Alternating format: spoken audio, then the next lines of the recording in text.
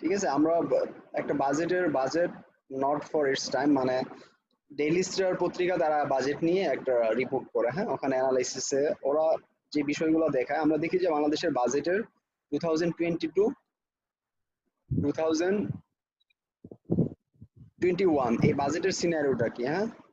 বাজেটের ফিগারটা হচ্ছে, total size of the budget ছিল 5,68,000 কোটি টাকার বাজেট। 2020 এবং 2021 অর্থ বছরে মোট যে বাজেটের পরিমাণ হচ্ছে 5,68,000 কোটি টাকা। ঠিক আছে, এটা হচ্ছে বাজেটের ভলিউম বা এরিয়া। আর এই বাজেটের মধ্যে 2020 এবং 2021 অর্থ বছরে এই বাজেটের মধ্যে গভর্নমেন্ট প্ল্যান করছে যে আগামী এক বছরে জিডিপিতে গ্রোথ আসবে কত, 8.2%। ঠিক আছে, তো ম্যাক্রো ইকোনমিক্সের যে ভেরিয়েবল গুলো, গুরুত্বপূর্ণ যে ভেরিয়েবল গুলো আছে, কি কি ভেরিয়েবল আছে ম্যাক্রো ইকোনমিক্সের, বা ম্যাক্রো ইকোনমিক্স কি নিয়ে স্টাডি করে, কোন কোন ভেরিয়েবল গুলোকে ফোকাস করে, কারো জানা আছে?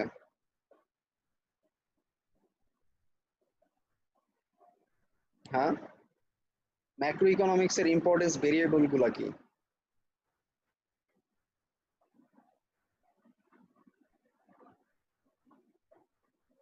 হ্যাঁ, কি ব্যাপার, কারো কোনো রেসপন্স নাই যে? কানেকশন ঠিক আছে?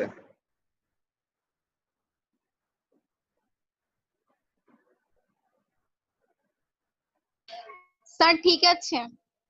আচ্ছা, ম্যাক্রো ইকোনমিক্স এর ইম্পর্টেন্স ভেরিয়েবল গুলা কি, আমি রেসপন্স করতে হইব তো, তা নাহলে আমি বুঝবো কিভাবে?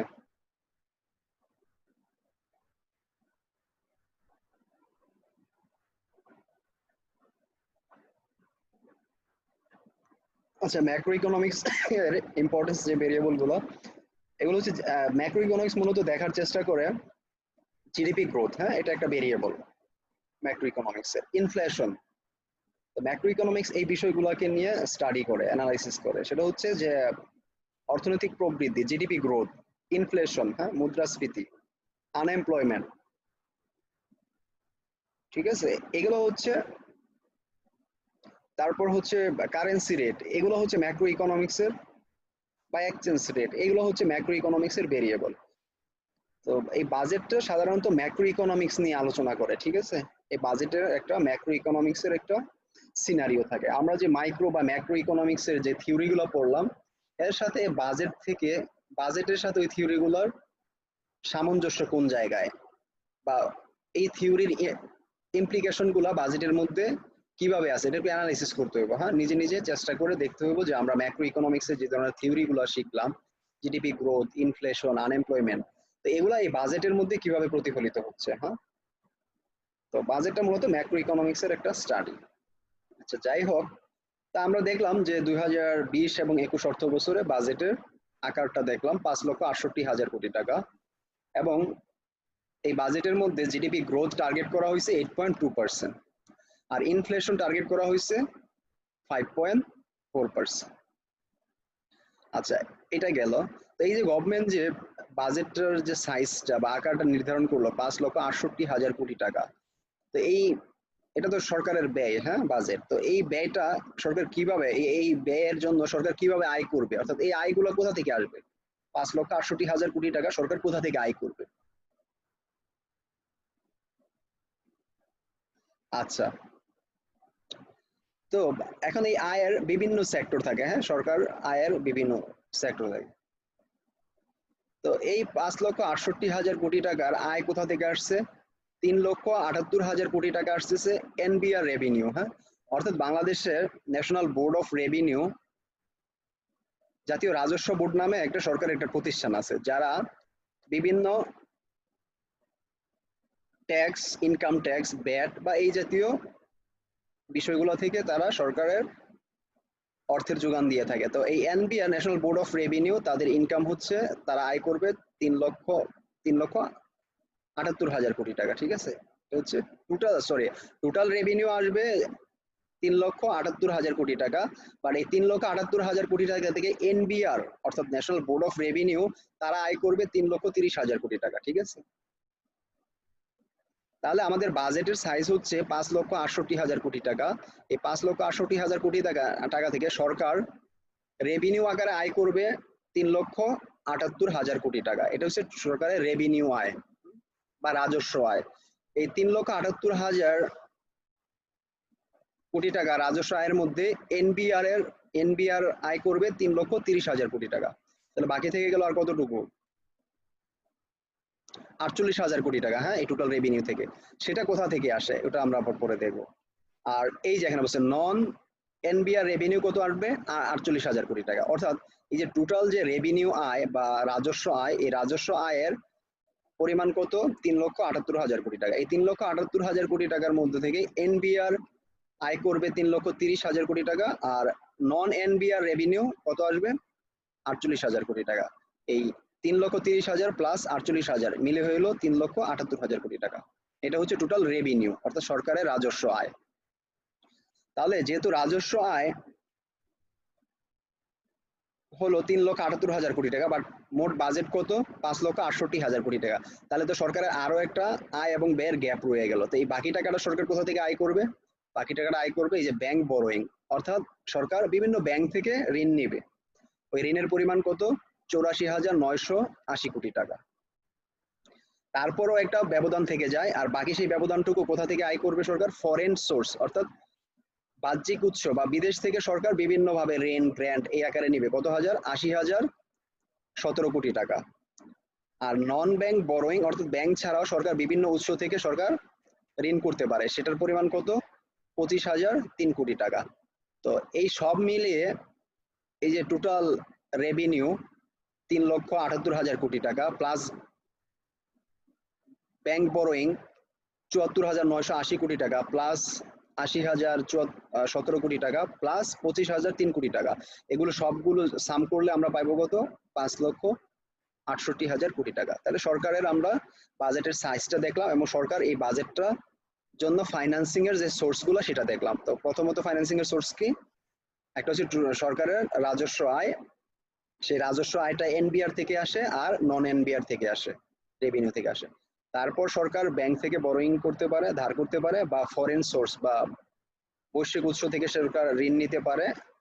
আর এটা হচ্ছে নন ব্যাংক বরোয়িং অর্থাৎ ব্যাংক ছাড়া অন্যান্য ফাইন্যান্সিয়াল ইনস্টিটিউট থেকে সরকার ঋণ নিতে পারে। আচ্ছা, তাহলে সরকারের বাজেট দেখলাম এবং বাজেটটা ফাইন্যান্সিং এর সোর্সটা দেখলাম।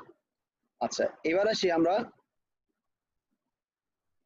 সরকারের এই যে বাজেট 5,68,000 কোটি টাকা, এটাকে এই 5,68,000 কোটি টাকা সরকার দুই ভাবে ব্যয় করে, অর্থাৎ ব্যয়ের সেক্টর হচ্ছে দুটা, একটা হচ্ছে ডেভেলপমেন্ট এক্সপেন্ডিচার আর একটা হচ্ছে নন ডেভেলপমেন্ট এক্সপেন্ডিচার।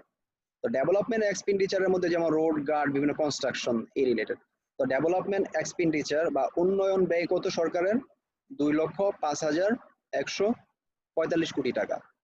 সরকার এই যে 5,68,000 কোটি টাকা যে বাজেট, এটা তো ব্যয় করবে। তো সরকার ব্যয় করবে কয়টা খাতে? দুইটা খাতে, একটা হচ্ছে উন্নয়ন ব্যয় আর একটা হচ্ছে অনুন্নয়ন ব্যয়। তো উন্নয়ন ব্যয় কত হাজার কোটি টাকা ব্যয় করবে সরকার? 2,05,145 কোটি টাকা। আর নন ডেভেলপমেন্ট অনুন্নয়ন ব্যয় কত? 3,62,855 কোটি টাকা। তো নন ডেভেলপমেন্ট এক্সপেন্ডিচারের সেক্টর গুলো হতে পারে যেমন সরকারের বিভিন্ন গভর্নমেন্ট যারা এমপ্লয়ি আছে তাদের বেতন ভাতা দেয়া, তাদের পেনশন সুবিধা দেয়, এগুলা। আর ডেভেলপমেন্ট এক্সপেন্ডিচারের মধ্যে সরকার উন্নয়ন প্রকল্প যেমন রোড, রাস্তাঘাট, ব্রিজ নির্মাণ, এইসব জায়গা। তো আমরা দেখলাম সরকারের বাজেটের ব্যয়ের যে দুইটা বড় খাত। আচ্ছা, operating and development budget for taka. আচ্ছা,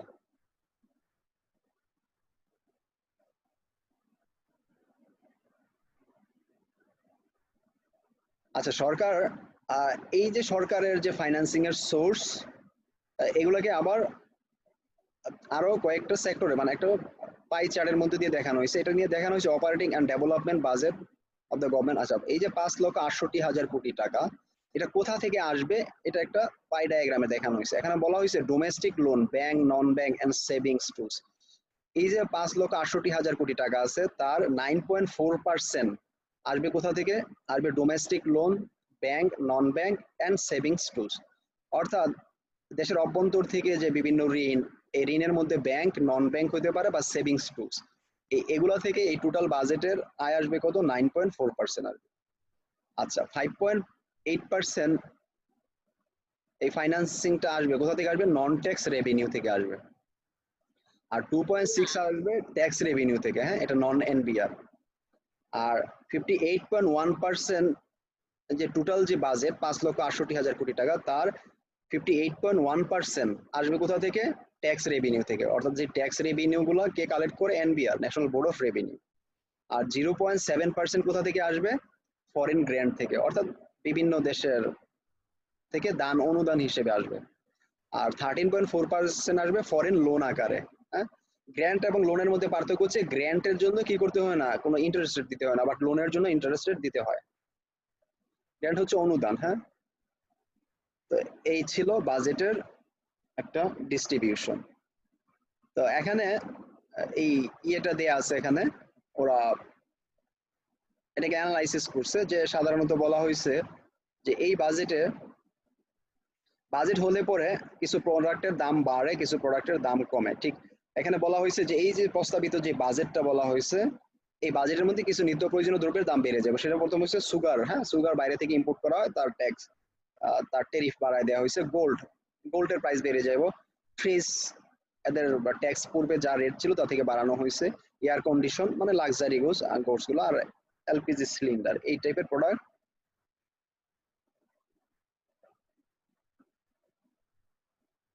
আচ্ছা, তো এখানে এই বাজেট, এটা ডেইলি স্টার ওরা অ্যানালাইসিস করছে, বাট এখান থেকে যে জিনিসটা খুব দৃশ্যমান সেটা হচ্ছে, এখন এই করোনা প্যান্ডেমিক সিচুয়েশনে আমাদের অধিকাংশ শিল্প কারখানা বা প্রতিষ্ঠানের প্রোডাকশন ফল করছে, অনেকে চাকরি হারাচ্ছে। ঠিক আছে, আমাদের এক্সপোর্ট ভলিউম কমে গেছে। তো এই অবস্থায় আমাদের যে জিডিপি গ্রোথ রেটটা 8.2% সেট করা হয়েছে, এটা বাস্তবসম্মত কিনা বা আদৌ পসিবল কিনা এই গ্রোথ রেটটা অ্যাচিভ করা। তো অধিকাংশ ইকোনমিস্ট বলতেছে এই সিচুয়েশনে, করোনা প্যান্ডেমিক সিচুয়েশনে, যেহেতু আমাদের অর্থনৈতিক অবস্থা খুবই নাজুক অবস্থা, শিল্প কারখানা প্রতিষ্ঠানের প্রোডাকশন ড্রামাটিক্যালি ফল করে গেছে, তো এই সিচুয়েশনে 8.2% জিডিপি গ্রোথ অ্যাচিভ করা কোনোভাবে সম্ভব না। ঠিক আছে, তো এটা ছিল এই বাজেটের সবচেয়ে ওয়েক এস্টিমেশন, যে জিডিপি গ্রোথ রেটটা 8.2% ধরা। পৃথিবীর অনেক দেশে নেগেটিভ গ্রোথ রেট এক্সপিরিয়েন্স করতেছে, সেই জায়গায় বাংলাদেশ 8.2% গ্রোথ রেট অ্যাচিভ করবে কোন ক্রাইটেরিয়ায় বা কোন বাস্তবতার ভিত্তিতে? এটা অনেকেই বলছে এটা বাস্তবসম্মত না। সুতরাং বাজেটের নিয়ে অনেক ধরনের আলোচনা বা সমালোচনা আছে। তা আমরা এখন দেখার চেষ্টা করি সিপিডি তারা বাজেটটাকে কিভাবে অ্যানালাইসিস করতেছে। তো আমরা তো পূর্বের ক্লাসে দেখছি বাজেটের থিওরিটিক্যাল বাজেট কি, বাজেটের প্রকারভেদ কি, হ্যাঁ, বাজেটের লক্ষ্য উদ্দেশ্য কি। আজকে আমরা দেখলাম যে বাংলাদেশের 2020 এবং 21 সালে বাজেটের অ্যালোকেশন, হ্যাঁ, ফাইন্যান্সিয়াল অ্যালোকেশন, টোটাল সাইজটা বললাম বাজেটের 5,68,000 কোটি টাকা। এই 5,68,000 কোটি টাকার ফাইন্যান্সিং এর সোর্স গুলা দেখলাম। আর দেখলাম কি যে সেক্টর ওয়াইজ বা পার্সেন্টেজ ওয়াইজ কোথা থেকে এই ফাইন্যান্সিং এর সোর্স গুলো আসবে। এবং এখান থেকে দেখলাম এই বাজেটের জিডিপি গ্রোথ টার্গেট হচ্ছে 8.2% এবং ইনফ্লেশন রেট হচ্ছে 5.4%। আচ্ছা, তো এইবার আমরা দেখার চেষ্টা করি অ্যানালাইসিস অফ ন্যাশনাল বাজেট। আচ্ছা, তো এই বাজেটের পর্যালোচনা, এই যে প্রথমত এখানে এই ওনারা, এই ভদ্রলোক যে নাম লেখা আছে, ওনারা এই বাজেটটা, এই অ্যানালাইসিসটা প্রিপেয়ার করছেন, ওনারা কন্ট্রিবিউট করছেন এই অ্যানালাইসিসটা ইয়ে করার জন্য। আচ্ছা, এখানে এগুলো ইন্ট্রোডাকশন, ম্যাক্রো ইকোনমিক, প্রেজেন্টেটিভ, ফিসকাল, আচ্ছা বিভিন্ন অ্যাঙ্গেল থেকে তারা বাজেটটাকে এক্সপ্লেইন করছেন। প্রথমে দেখছেন ওনারা ম্যাক্রো ইকোনমিক্স এর পার্সপেক্টিভ থেকে বাজেটটাকে অ্যানালাইসিস করছেন, ফিসকাল ফ্রেমওয়ার্ক থেকে দেখছেন অ্যানুয়াল ডেভেলপমেন্ট প্রোগ্রাম, আর ফিসকাল মেজার্স আর ফর প্রায়োরিটি সেক্টরস, কি কি sector, some other selected issue and concluded remark. অর্থাৎ এই কন্টেন্টের মধ্যে এই ইস্যুগুলো আছে। তাহলে আমরা আসলে দেখি সেন্টার ফর পলিসি ডায়ালগ তারা কি বলতেছেন।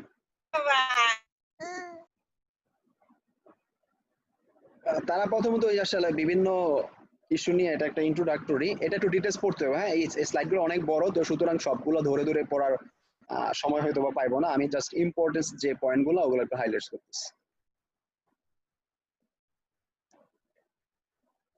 আচ্ছা, ইন প্রোডাকশন। তখন তারা ফিসক্যাল ইয়ার বাজেটের একটা বললো আচ্ছা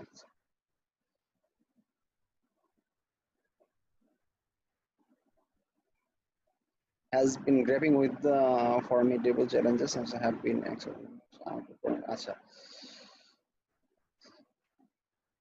এই বাজেটের প্রথমত ম্যাক্রো ইকোনমিক্স পার্সপেক্টিভ থেকে তারা কিছু কিছু ইন্ডিকেশন দিচ্ছেন, অর্থাৎ কি কি ঘটনা ঘটতে পারে সম্ভাব্য আগামী এক অর্থবর্ষরে।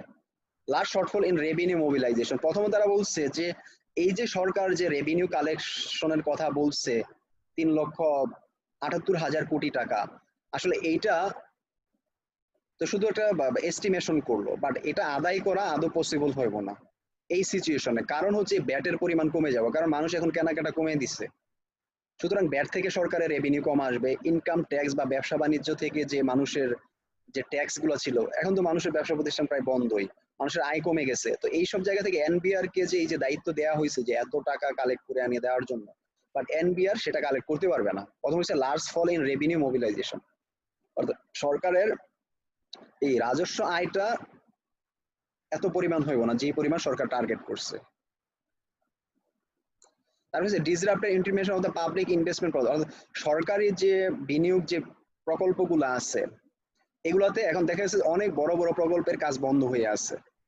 ঠিক আছে, পদ্মা সেতুর কাজটা হয়তো বা চলতেছে, তারপরে আমাদের ঢাকা শহরে যে মেট্রো রেল, তারপর যত বাইপাস বড় বড় প্রজেক্ট গুলো, এগুলোর কাজ কিন্তু বন্ধ হয়ে আছে। সুতরাং সরকারি বিনিয়োগ কমে গেছে।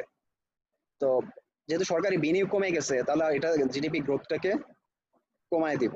সুতরাং এই ধরনের একটা সম্ভাবনা তৈরি হয়েছে। Escalated budget deficit and bank, এই যে যেই হারে বাজেটটাকে ঘাটতি করা হয়েছে, বাজেটটাকে ডেফিসিট করা হয়েছে, আর ব্যাংক থেকে যেভাবে বরোইং যদি নেওয়া হয়, এই ব্যাংক থেকে যদি টাকা ধার নেওয়া হয়, তাহলে একটা সমস্যা তৈরি হয় কি, সরকার যদি ব্যাংক থেকে বেশি ঋণ নেয়, তাহলে প্রাইভেট সেক্টর যারা মালিক অর্থাৎ প্রাইভেট ইনভেস্টর যারা আছে, তারা ব্যাংক থেকে টাকা ধার করার পরিমাণ তাদের কমে যাবে। তো সরকার যদি ব্যাংক থেকে বেশি ঋণ নেয়, তাহলে যারা বেসরকারি যারা বিনিয়োগকারী তারা ব্যাংক থেকে টাকা কম ধার নিতে পারবো। তো কিন্তু স্যার কেন এটা? আচ্ছা এক মিনিট, হ্যাঁ চাচা, আচ্ছা আসতেছি আমি। আচ্ছা সরি। তাহলে এখন এই যে ব্যাংক থেকে যে বরোইং, আসলে আমাদের ব্যাংকের অবস্থাগুলো ভালো না। ব্যাংক থেকে এত পরিমাণ যদি টাকা ধার করে নেওয়া হয়, তাহলে ব্যাংকের অবস্থা ভালো থাকবে না, বা প্রাইভেট সেক্টরে বিনিয়োগ করার জন্য যথেষ্ট পুঁজি ব্যাংকে থাকবে না, এটা একটা প্রবলেম। ডিক্লেয়ার্ড এক্সপোর্ট গ্রোথ, এই যে যেই পরিমাণ এক্সপোর্ট গ্রোথ সরকার টার্গেট করছে, বহির্বিশ্বের অবস্থা ভালো না। আমাদের যারা ইউরোপিয়ান, যে আমাদের যে গার্মেন্টস আর এম যে সেক্টর, ওটা তো অলরেডি তাদের প্রোডাকশন 50 to 60% ফল করে গেছে। এখন ইউরোপ বা আমেরিকা তাদের হাতে এত টাকা পয়সা নাই যে আমাদের দেশ থেকে এরকম প্রোডাক্ট গুলো তারা ইম্পোর্ট করে নিয়ে যাবো। তো আমাদের এখানে ফরেন গ্রোথ যে এক্সপোর্ট গ্রোথ এটা ফল করছে। আর নেগেটিভ ইম্পোর্ট গ্রোথ, আমাদের আসলে যে ইম্পোর্টেরও পরিমাণ কি হয়েছে, খুব কমে গেছে, তাই না? বাট এক্সপোর্ট ইম্পোর্ট মাইনাস করলে আমাদের এখানে এখানে একটা আমাদের ব্যালেন্স অফ পেমেন্টটা আমাদের ডিসফেভারেবল একটা কন্ডিশন আছে। আর এই বাজেটের কিছু পজিটিভ দিক ওরা বলছে। পজিটিভটা কি, স্টেবল ইনফ্লেশনারি ট্রেন্ড, ওই যে 5.6% বা 8%, এটা একটা মডারেট একটা ইনফ্লেশন রেট আছে, এটা বাজেটের একটা ভালো দিক। আর স্টেডি রেমিটেন্স ইনফ্লো, এখন আমাদের দেশে আমাদের যারা বাইরে কাজ করেন শ্রমিকরা, তারা এখনো রেমিটেন্সটা পাঠাইতেছে।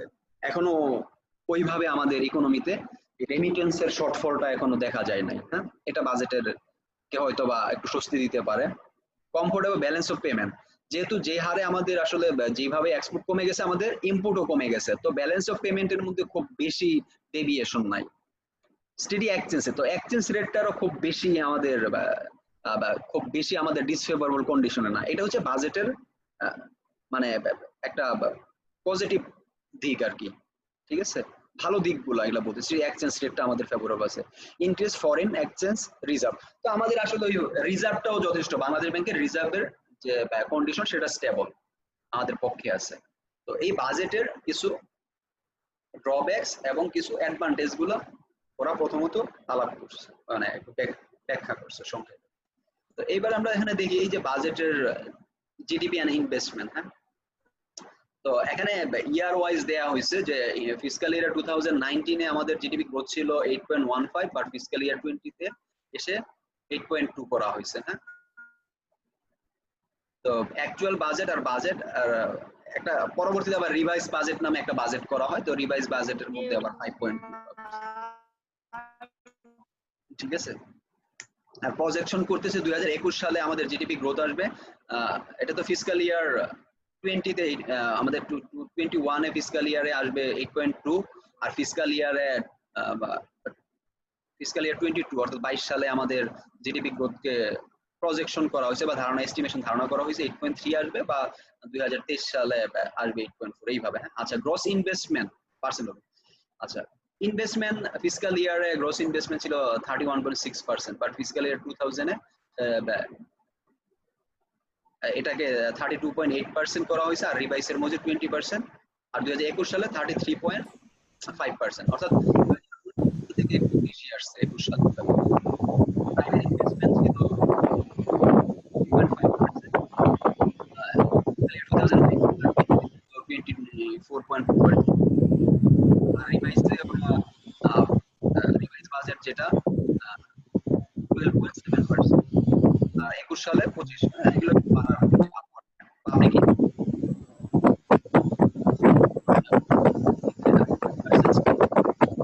19 সালে 20 সালে সেটা হয়ে গেছে 8.6%, আর রিভাইসের মধ্যে আসছে 8.1%। তো 21 সালের জন্য সেটাকে টার্গেট করা হয়েছে 8.1%, 22 সালে 7, অর্থাৎ সরকারি পাবলিক ইনভেস্টমেন্ট অর্থাৎ সরকারি বিনিয়োগটা আস্তে আস্তে কমতেছে। আচ্ছা, তো ফিসক্যাল ইয়ার 21 সালে জিডিপি কে টার্গেট করা হয়েছে গ্রোথে 8.2%, হ্যাঁ, বাজেট ফ্রেমওয়ার্ক। তো এগুলো সিডিপি প্রথমত ধরা, বাট এখানে GDP estimate that's the growth rate will not be more than, আচ্ছা, যে সরকার যেহেতু বাজেটটা প্রপোজ করছে সেখানে গ্রোথ রেটকে তারা টার্গেট করছে 8.2%, but CPD centre for policy dialogue তারা বলতেছে যে 8.2% তো জিডিপি গ্রোথ রেট হবেই না, আদৌ সম্ভব না। তাদের এস্টিমেশন ধারণা অনুযায়ী বাংলাদেশে যে আপকামিং যে ফিসক্যাল ইয়ারটা বা অর্থ বছর আসতেছে সেই অর্থ বছরে অর্থনীতির প্রবৃদ্ধির হার হবে 2.5%। ঠিক আছে, 2.5% গ্রোথ রেট হতে পারে, এটা CPD centre for policy dialogue তাদের মতামত, আর সরকার কিন্তু সেট করে দিচ্ছে 8.2%।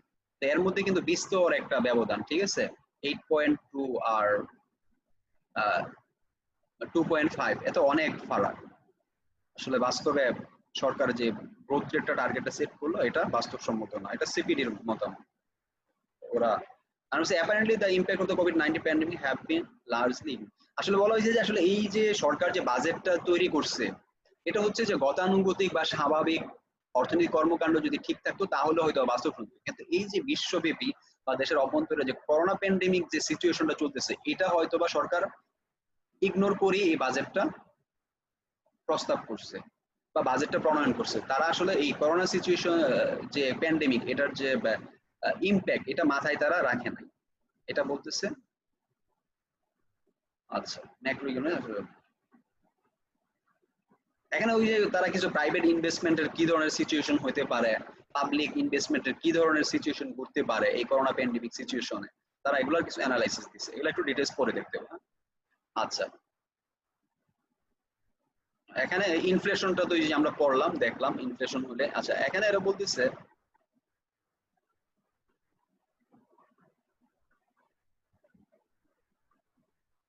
it's negative.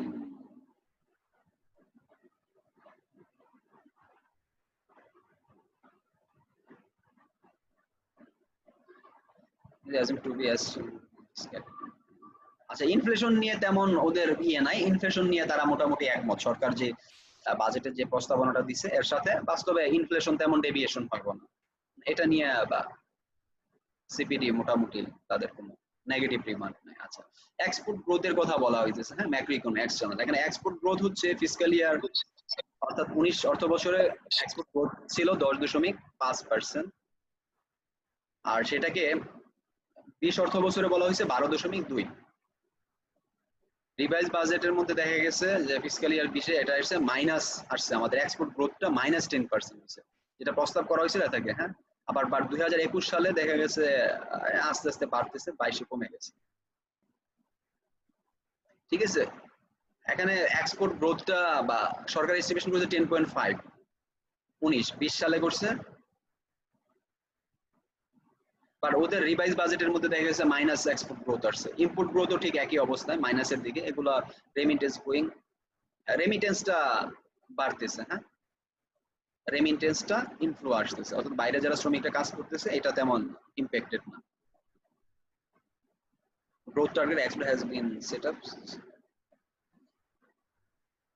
এক্সপোর্ট গ্রোথ সাধারণত ফিসক্যাল ইয়ার 21 সালে সরকার 15% এক্সপোর্ট গ্রোথ হবে, এটা একটা সম্ভাব্য ধারণা করছে। বাট এই যে এখানে কিছু এইটা যে বাস্তবসম্মত না, এটার পিছনে আর্গুমেন্ট গুলো হলো এই যে up to May 2000 total export growth was, এই যে এখানে বলা হয়েছে সাধারণত আপ টু মে 2020 সালের মে পর্যন্ত আমাদের এক্সপোর্ট গ্রোথটা ছিল -18%, আর সরকার বলতেছে 21 সালে অর্থ বছরে এক্সপোর্ট গ্রোথ আসবে 15%। আর আমাদের এক্সপিরিয়েন্স, বর্তমান এক্সপিরিয়েন্স হচ্ছে যে 2020 সালের মে পর্যন্ত আমাদের যে এক্সপোর্ট গ্রোথটা কত ছিল -18%। তো এখন যেহেতু আমরা এখনই 18% মাইনাসে আছি, তো ইন ফিউচার আরএমজি সেক্টর যখন আরো বেশি এফেক্টেড হইব, আসলে আমাদের এই 15% এক্সপোর্ট গ্রোথ টার্গেটটা অ্যাচিভ করা কোনোভাবে সম্ভব না, কারণ বর্তমান প্রেজেন্ট প্রেক্ষাপটে আমরা আসলে নেগেটিভ এক্সপোর্ট গ্রোথ এক্সপিরিয়েন্স করতেছি, ফিউচারে এটা আরো বেশি খারাপ হইতে থাকবে। তো এই সরকারের প্রস্তাবিত বাজেটের সাথে বাস্তব সিনারিওর অনেক বড় একটা গ্যাপ আছে। এই ইম্পোর্টের ক্ষেত্রে ঠিক একইভাবে ওরা সরকারের টার্গেট প্লাস রিয়েল সিনারিও গুলোর কথা ওরা বলতেছে, ঠিক আছে। রেমিটেন্সের অবস্থা 21 সালে অর্থ বছরে তারা সেট করছে 15%, বাট এখানেও দেখা গেছে এই কোভিড এর কারণে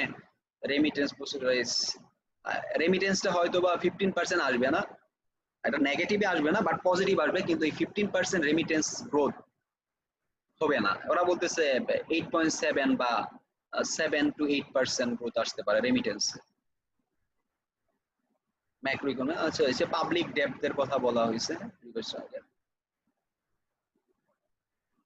এখানে হচ্ছে পাবলিক ডেপ্থ সেটা জিডিপি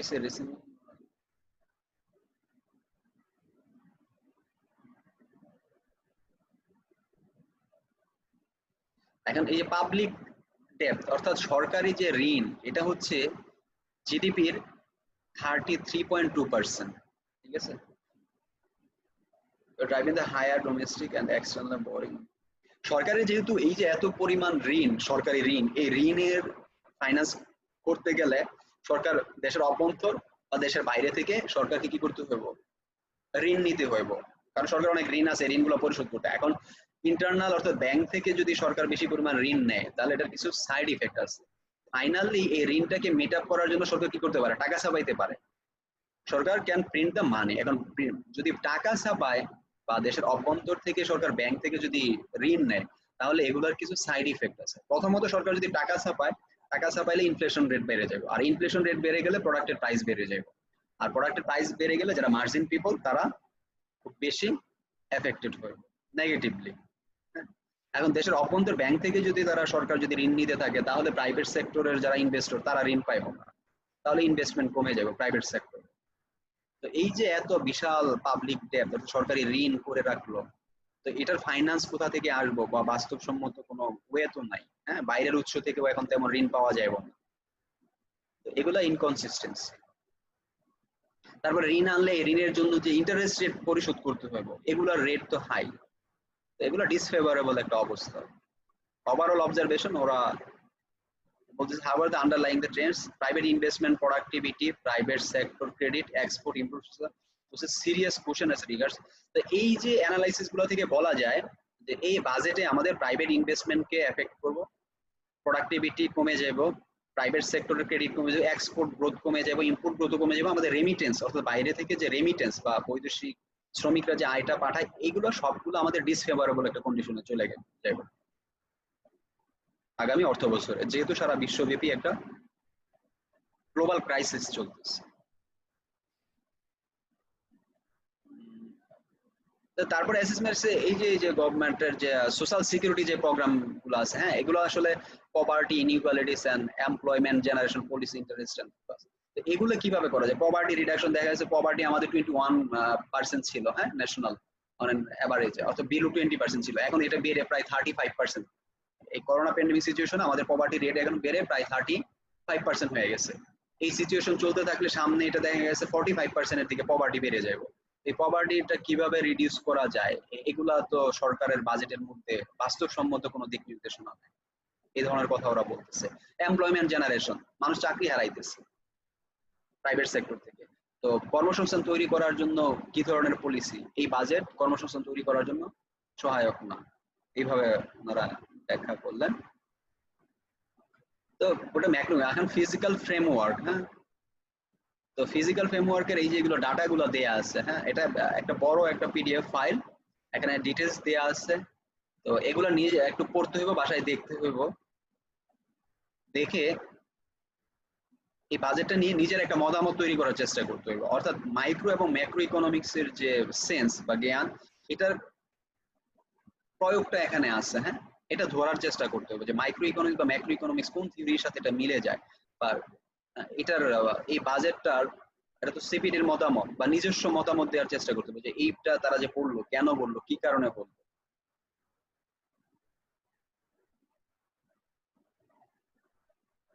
এখানে এই যে যেটা আমরা ইয়েটা দেখলাম, সরকারের রেভিনিউ কালেকশন গুলা কোথা থেকে আসবে, পাই চার্ট ডায়াগ্রাম থেকে এটা দেখানো হয়েছে যে টোটাল রেভিনিউ কালেকশন কোথা থেকে কি আসলো, হ্যাঁ, নন ট্যাক্স রেভিনিউ, নন এনপিআর, ট্যাক্স ডিস্ট্রিবিউশন,